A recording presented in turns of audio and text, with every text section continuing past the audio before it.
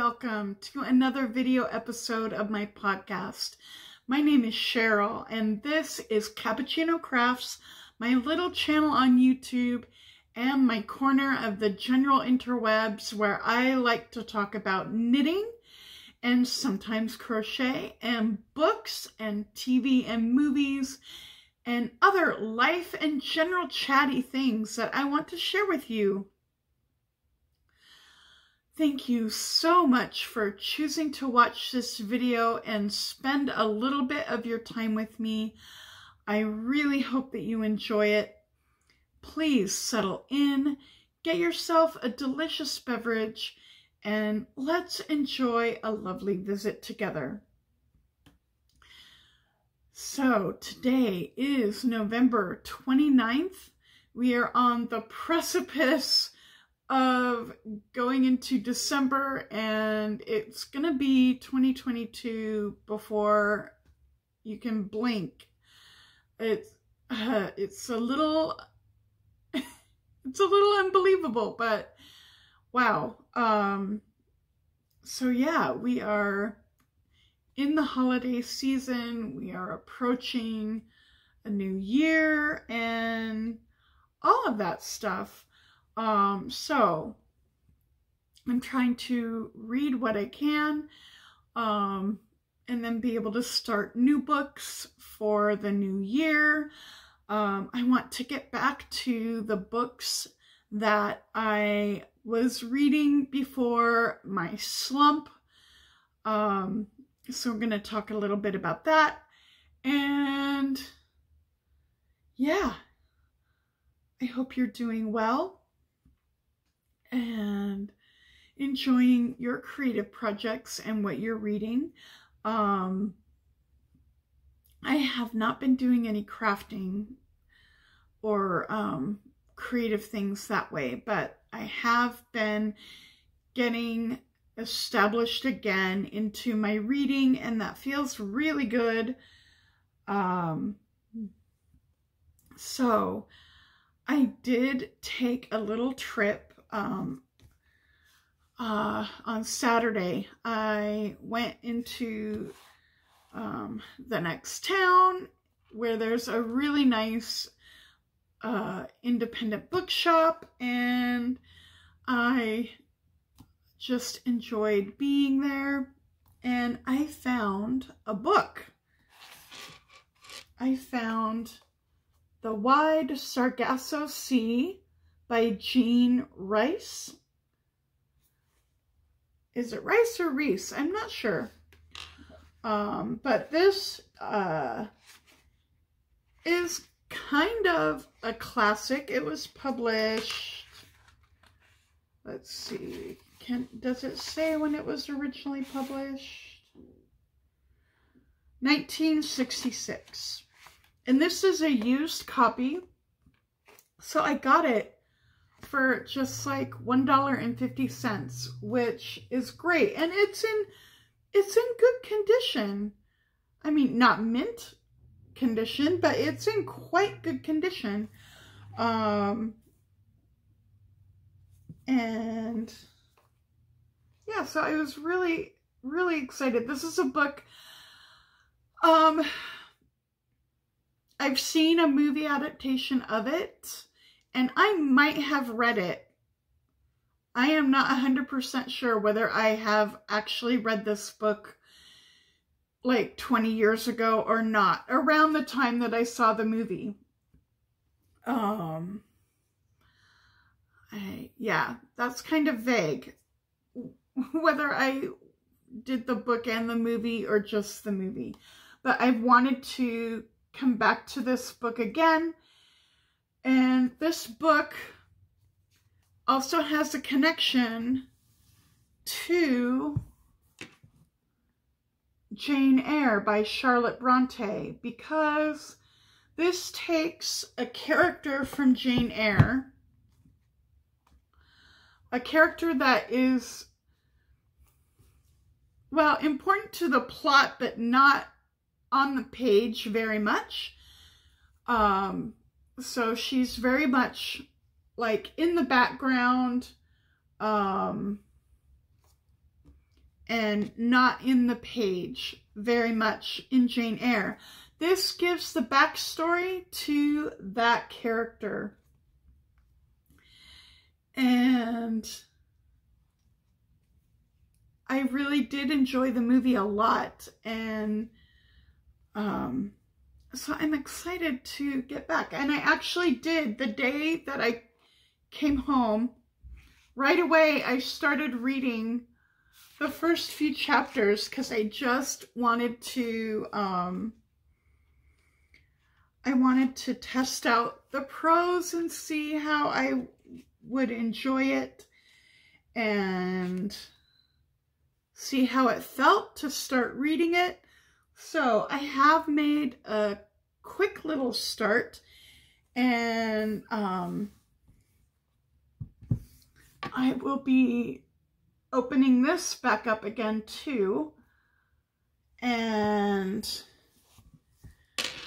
might go back and forth between them a little bit, which I think would be fascinating to do. Get the two different stories, the two different characters, and yeah, so I am excited about that. I'm also reading the audiobook. I started a new audiobook, Ace of Spades by Farida Abike Iyemide. I'm not sure how well I'm pronouncing that. I do apologize if that is really poor. But it is a young adult thriller, and the tagline or the sales pitch for this is, it is Get Out, the movie, meets Gossip Girl, the TV series. So it is set in an elite boarding school, and it has all of the popularity politics and the gossiping and the secrets of the Gossip Girl, and it definitely has the underlying and sinister institutional racism and gaslighting and themes of white supremacy that Get Out had, and that unease. It's really uneasy, and I get that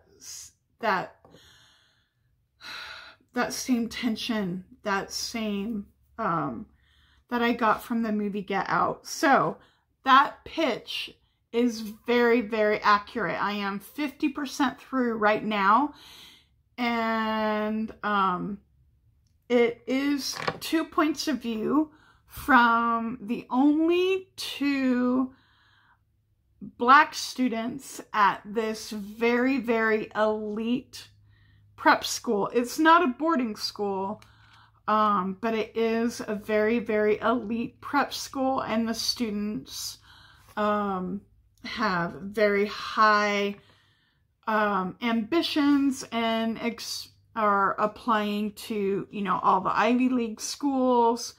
And there are only 2 Black students in this school. One of them is rich, and the other is a scholarship student from the very, very poor background. And getting the scholarship and getting into an elite school is really his hope and his path out of that situation, and to be able to make money to take care of his family, because his family is really struggling, and his mother is doing her best working to the bone, 3 jobs to raise her children and to and to give her son at the elite school time to study. She doesn't want him to work, so she's trying to make up for that money because that he, you know, would be helping with a part-time job. But she really wants him to fulfill his dream and to be able to have ambitions and go to the school that he wants to go to and to achieve the things that she really believes he can achieve, because he's very gifted. So that is the setup. And on the first day of their senior year in this school, some anonymous texter starts sending text blasts to the entire student body of secrets, and very scandalous secrets about both of these students, and seems focused on tearing both of them down and ruining their dreams and ambitions and hopes for the future. Yeah, so it's intense. I am feeling fully paranoid. This book has me so paranoid. I don't, except for the 2 point of view characters, who, you know, they're not doing this to themselves. I do not trust a single other person, well, except for his mom and her parents. Those are the only people that I trust in this book. It's the paranoia and the, like, claustrophobia of being, like, just intensely scrutinized, and anybody could be betraying you, because these are coming with very, very inside information. So these secrets are coming out from somebody that has their trust, and it's really, really, it's so paranoid and unsettling, and it's really thrilling, and it's dark. It is going there. I read a bit of YA. I don't read it a lot, so I don't really have a good sense of what is typical for YA as far as how far it will go with content or darkness of tone. But this is, like, these secrets are not lightweight, and it is going dark. It is really going pretty far. So yeah, I'm really enjoying that, and it is propulsive. You just want to keep going, because I'm like, it's like got me by the throat. It's got me by the throat. I need to know, and I'm really worried for the 2 protagonists. I want them to be okay, and I'm not 100% sure how okay they're going to be. Yeah, it is good. It is thrilling, intense, unsettling, paranoid. How many times can I say that word? But yeah, so that is really good. And I am also like 46 or so percent, almost 50% through Axiom's End by Lindsay Ellis. And I'm really liking this too. I'm liking this a lot. It has a good pace, but I wouldn't say it's super fast paced. But it's not slow either. And it's so intriguing, and it's talking about language and a little bit of philosophy and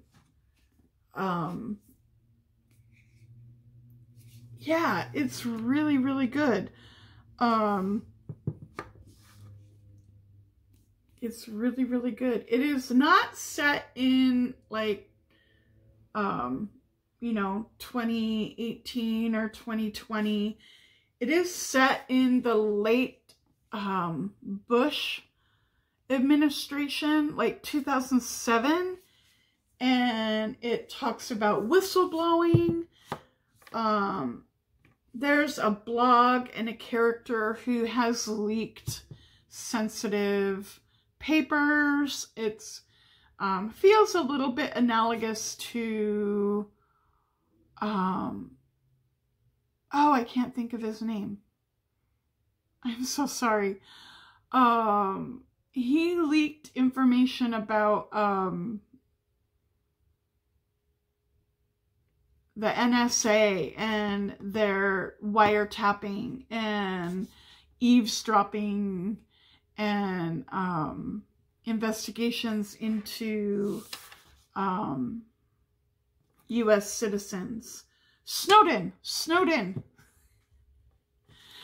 A character that is a slight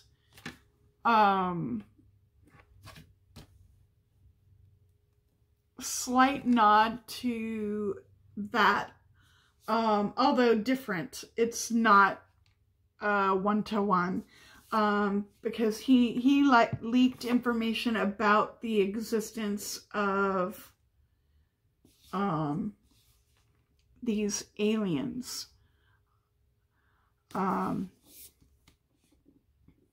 Anyway, and I'm really enjoying it. It is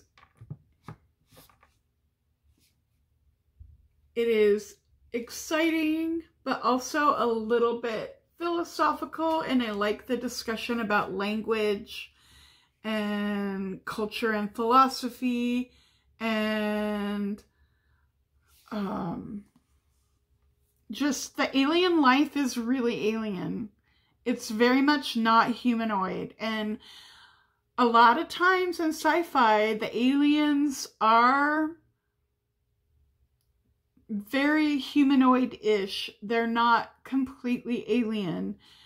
And I like that this has one of the more alien aliens. I finished a book. I finished Winter's Orbit last night, which is the space opera kind of thriller with the romance as well. It's kind of the two are, I think, pretty well balanced. Yeah, and I really liked it. I put my review on Goodreads and StoryGraph, and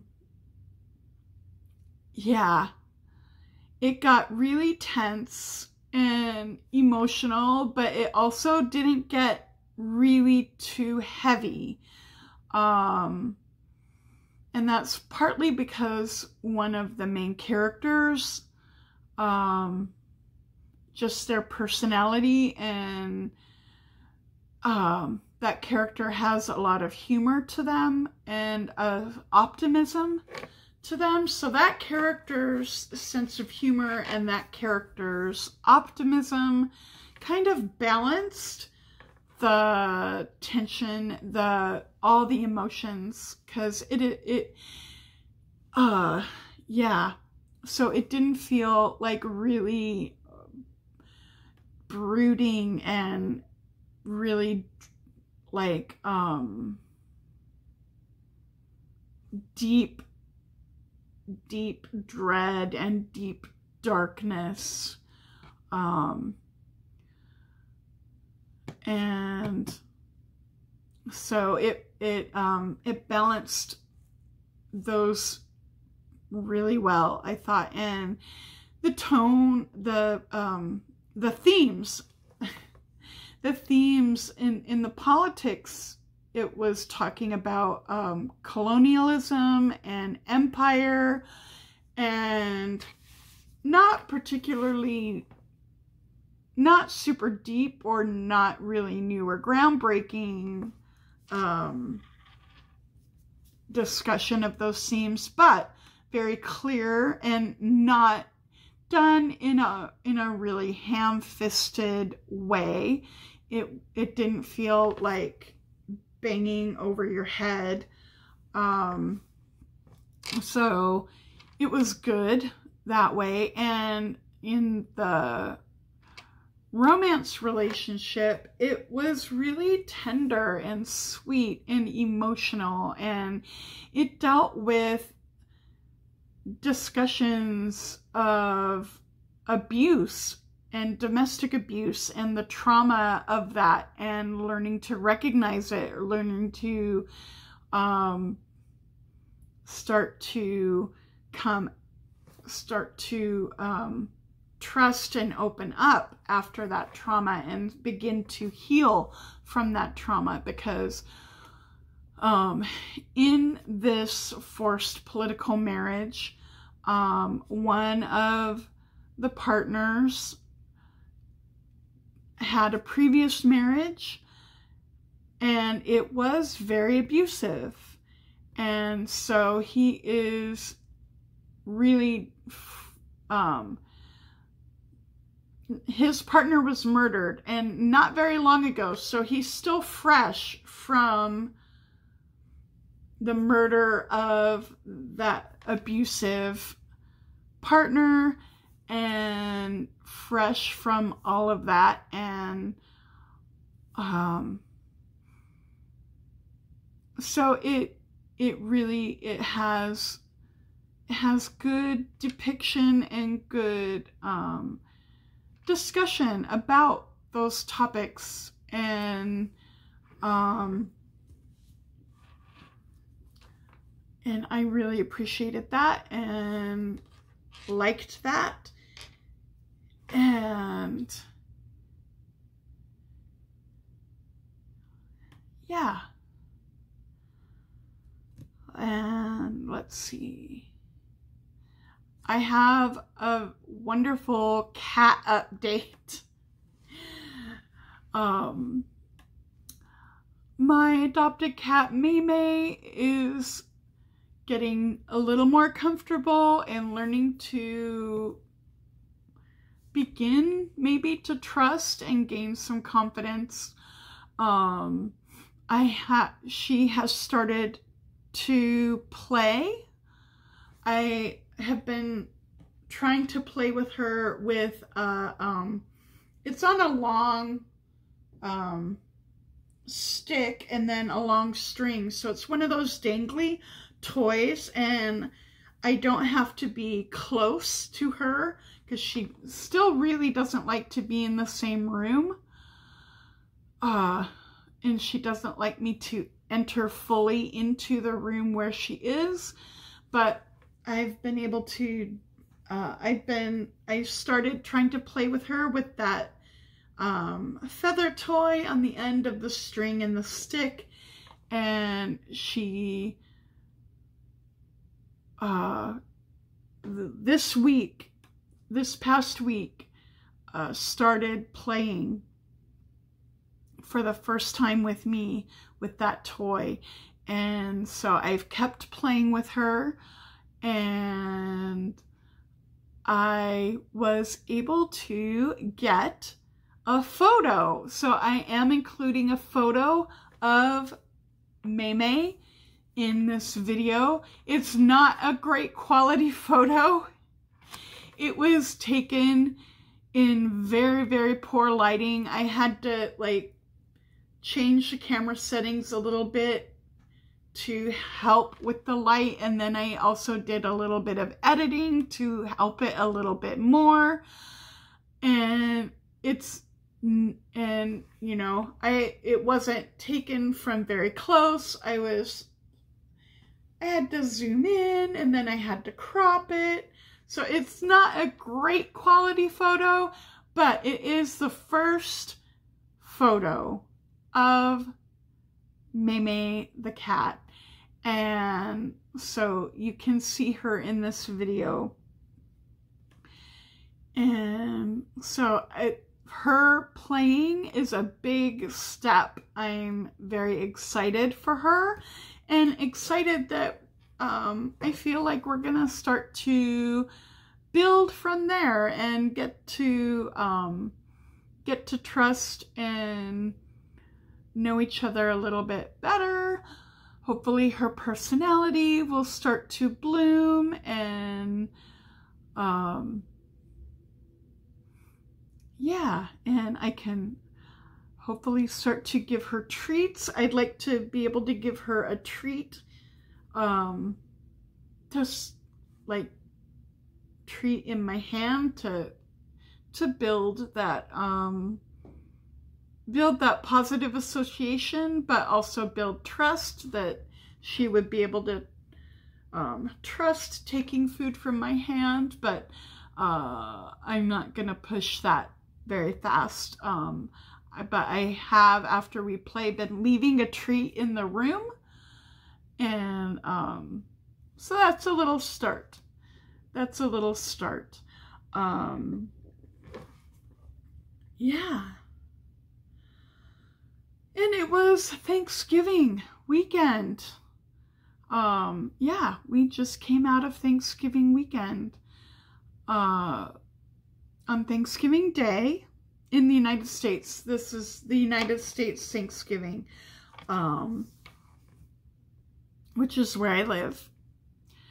And on Thanksgiving Thursday, I visited my parents in the morning, and that was a nice visit. And then later in the late afternoon, early evening, I went to a family friend's house, and she had cooked a small ham, and I brought dinner rolls and a salad, and she had roasted some vegetables to go along with the ham. So we had dinner and just a relaxed visit together. And yeah, so it was a fine holiday. I wasn't sure how it would be, but I think because I had a plan and I wasn't alone, it went well. And it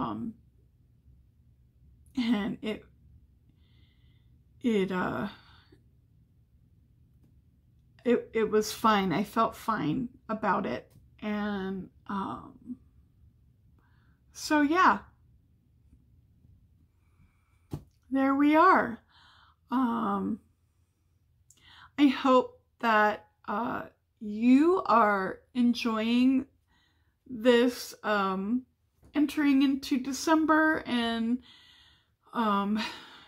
getting ready to close out 2021 and enter 2022. Yeah. I hope that wherever you are, you and your family and all of your loved ones are well and safe. And talk to you next time. Bye-bye.